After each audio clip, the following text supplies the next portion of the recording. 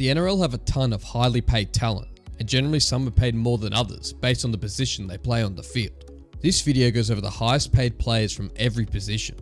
But quickly, I just want to clarify how I'm structuring this video. I will cover all 13 starting positions, also including 4 interchange spots. As for the positions that have multiple spots on the field, such as wingers or second rowers, I will pick the 2 highest paid players from that position, and same goes with the top 4 bench players, so we can cover a full 17-man roster. But sideline, what if a player is known to play multiple positions? Good question. They will be put under the position that they have played the most games for this season. Now that's out of the way, let's start with the fullbacks, and that's Kalyn Ponga on a $1.3 million salary.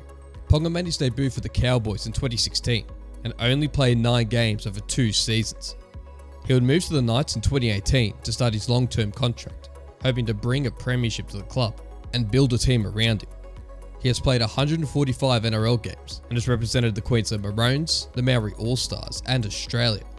He played for Queensland as fullback for the first 2 games of this year's Origin series, but was out for the decider due to an injury.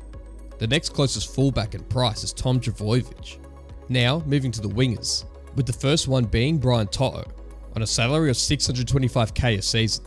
The Panthers and Blues fan favourite made his debut for the club in 2019 and has remained on the wing for the side ever since, playing over 125 NRL games. The Samoan and New South Wales representative is a great winger for chewing up those run meters, especially when running out of his own end of the field. The next winger is Zach Lomax on $950k a year. While at the time of this recording, he's played 5 games starting in the centres and 5 games starting on the wing for the Parramatta Eels. But considering his Origin games being played out on the wing, I put him in this category. The high leaping winger debuted for the Dragons in 2018 and only just moved to the Eels this year. He's played internationally for Australia and has represented the New South Wales Blues on multiple occasions and can now name himself as the highest paid winger in the competition. I also wanted to mention Dallin Watene-Zelezniak. While I couldn't find his current salary, only a couple of years ago he was the highest paid winger sitting on $800k a year. I just wanted to name him as he's potentially up there in his salary. Now for the centres, there's actually a 3-way tie for the highest paid centre, all sitting on $850k a season. The first one being Stephen Crichton. The New South Wales Blues and the Samoan representative is captaining the Bulldogs and leading them as they currently sit near the top of the ladder. He made his debut for the Penrith Panthers in 2019 and played exactly 100 games with the club. He was then signed to the Bulldogs and moved to the club at the start of 2024 and has helped to build the Bulldogs up to what they are today, rightfully deserving the salary. The next centre is Valentine Holmes. The Queensland and Australian representative is a veteran of the game, debuting for the Sharks in 2014. Despite a small stint trying to make it in the NFL, he had been a regular first-grade pick, with the ability to play on the wing, in the centres, or even at fullback. And for the third centre, there's Herbie Farnworth. Herbie's debuted for the Broncos in 2019 and moved to the Dolphins in 2024. He has played over 100 NRL games and has represented England on the international stage. And he rounds out as our last player for the 3-way tie for the highest paid centre in the competition.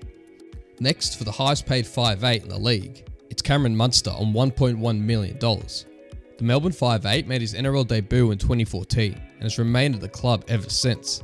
He's basically played 5'8" for his entire career, not only in clubland, but also when representing Australia and his beloved Queensland Maroons. He just earned the captaincy for the Queensland Maroons side in Game 2 of the series, and led them out to win the series decider just the other night. He did this just shortly after finding out his father had passed away.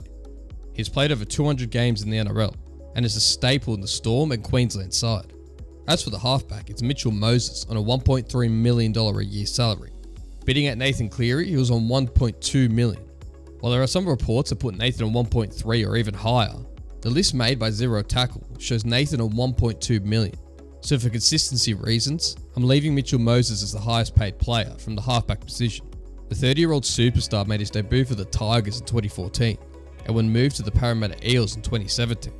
He's the Eels' main man and has played over 230 NRL games.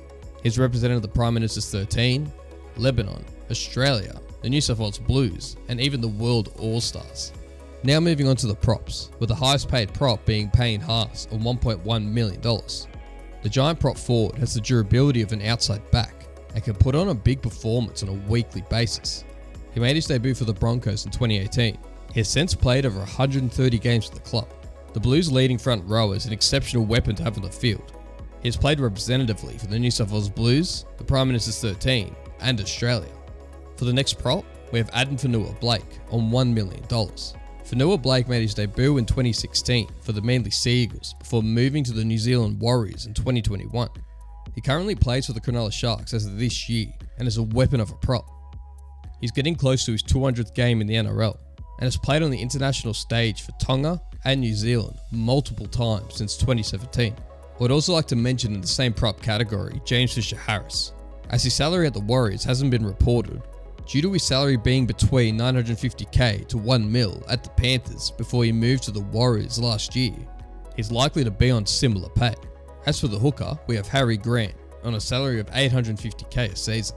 Harry made his debut for the Storm in 2018, only to make 2 appearances in the first grade side during 2018 and 2019. In 2020, he moved to the Tigers, only to move back to Melbourne in 2021. He has represented Australia and Queensland several times since 2020.